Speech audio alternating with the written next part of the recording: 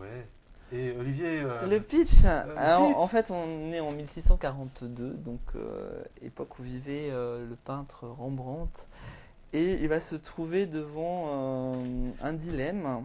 On va lui demander de peindre la milice civile d'Amsterdam, donc le fameux tableau La Ronde de nuit qui est toujours à Amsterdam au Rijksmuseum, et il va se cacher derrière ce tableau une intrigue policière, et en voyant les différents personnages qui font la composition du tableau, qui a tué qui est l'enfant de voilà, et tout va être mis dans le tableau et va le mettre au banc de la société d'Amsterdam. Voilà, donc ça c'est pour le pitch. Après pour le film, ben, c'est un Peter Greenaway, donc très particulier. Oui. Moi j'avais vu The Pillow Book et Meurtre dans un jardin anglais, mais je m'en souviens Très longtemps. très longtemps. C'est extrêmement théâtral comme mise en scène. Moi, je l'ai mis un peu en parallèle avec La jeune fille à la perle qui parle de Vermeer, qui est à peu près la même époque, et avec le Rembrandt de Klaus Brandauer, qui était un peu plus réaliste dans la façon de tourner. Là, c'est beaucoup plus théâtral. C'est pas que c'est pas réaliste, mais ça s'approche peut-être plus de la nature du peintre en même temps. Je sais pas ce que t'en penses. C'est très particulier. Oui. Quand tu dis théâtral et tout ça, est-ce que La mise en scène, c'est des D'accord. décors en fait. C'est Oui, pas les décors de. sont- Il n'y a pas de. est-ce que simplement il s'est inspiré de l'œuvre de Rembrandt pour la resituer comme avait fait justement Moins, je trouve. dans La jeune fille et la perle avec l'œuvre de Vermeer? Ou est-ce Quelques scènes s'ils sont proches des tableaux de Rembrandt, ça c'est évident. Mais au-delà de l'intrigue policière, moi j'ai trouvé que le rapport entre Rembrandt et sa femme Saskia était assez intéressant. Je trouvais ça assez intéressant. Après, il y a pas mal d'allégories, il y a pas mal de visions un peu surréalistes. On ne sait pas trop si c'est réel ou pas. Comme souvent chez C'est assez décalé. Moi, je pense que si on est un inconditionnel de Peter Greenaway, je pense qu'on va aimer ce film. C'est intéressant à aller voir.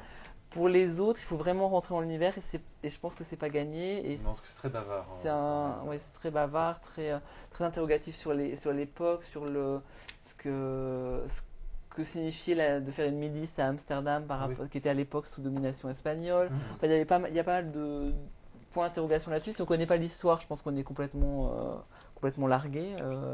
C'est pas facile. C'est pas facile. Si on connaît pas l'histoire d'Amsterdam et de la Hollande, on est assez largué. Donc c'est extrêmement complexe, très intellectualisant, je dirais. Moi, je suis partagé. J'ai à la fois aimé et à la fois je me suis ennuyé par moments. Il y a des moments un peu ennuyeux, c'est vrai. Maintenant, il y a des choses intéressantes dedans. Par exemple, de voir quel pouvoir peut avoir une toile. C'est assez marrant tout ce qu'il essaye de mettre, les sous-entendus qu'il met dedans. On voit qu'il a beaucoup d'humour, qu'il met des choses qui peuvent paraître choquantes dedans, mais en se justifiant. En même temps, le pouvoir que peut avoir une toile et le pouvoir qu'ont les gens qui achètent la toile. Oui, aussi. Ils peuvent détruire un peintre. Le truc que je ne savais pas, c'est que chacun payait pour être sur la toile. Ça, c'est assez rigolo aussi. Il y a des tarifs, chacun paye. Ouais, c'était un peu les photographies de l'époque. Oui, c'était exactement ça. Et à chaque fois, ça durait très longtemps à pouvoir faire ça. Il y avait une recherche incroyable sur les costumes qu'ils allaient porter, la position, et puis lui, après, dans la symbolique qu'il allait mettre dedans. Donc ça rend quand même... ce que je trouve une des choses vraiment bien dans ce film, c'est que ça rend vivant justement la toile de cette toile de Rembrandt. Faut savoir quand même que l'intrigue policière n'est pas réelle. Oui. Voilà, c'est lui qui l'a inventé. C'est romancé. C'est totalement. C'est même pas romancé, romancé, c'est une fiction par rapport à la toile. Mais par rapport à un nombre d'interrogations, par exemple, il y en a un qui charge un fusil, mais il ne le charge pas de la bonne façon, en fait. Et donc à partir de là, est-ce que c'est pour se foutre de leur gueule, ou alors est-ce que, comme il le dit avec humour, c'est pour ne pas donner des informations aux Espagnols sur des informations militaires sur la manière dont on utilise les fusils. Enfin bon, voilà, il y a plein de choses comme ça. Il y a plein de sous-entendus. Il y a aussi, il y a à un moment donné dans la toile, il y a une ombre portée qui fait que on a l'impression qu'un des personnages a son sexe en érection vers un autre personnage, un garçon avec qui il aurait une liaison, qui a la main dessus. Voilà, mais c'est simplement l'ombre portée qui. Donc voilà, il y a plein de choses comme ça qui se mettent qui se mettent en route et qui permettent en fait d'explorer la toile d'une autre manière que simplement de la regarder. Donc, Mais moi je trouve que c'est beaucoup trop compliqué par contre. c'est extrêmement compliqué. Il y a des moments où on est complètement paumé.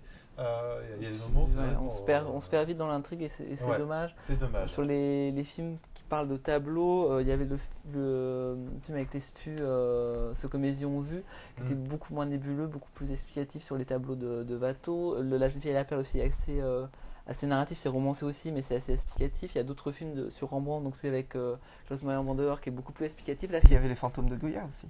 Oui, alors ça, non, ça c'est autre chose, ça c'était un ratage total, on va éviter d'en parler.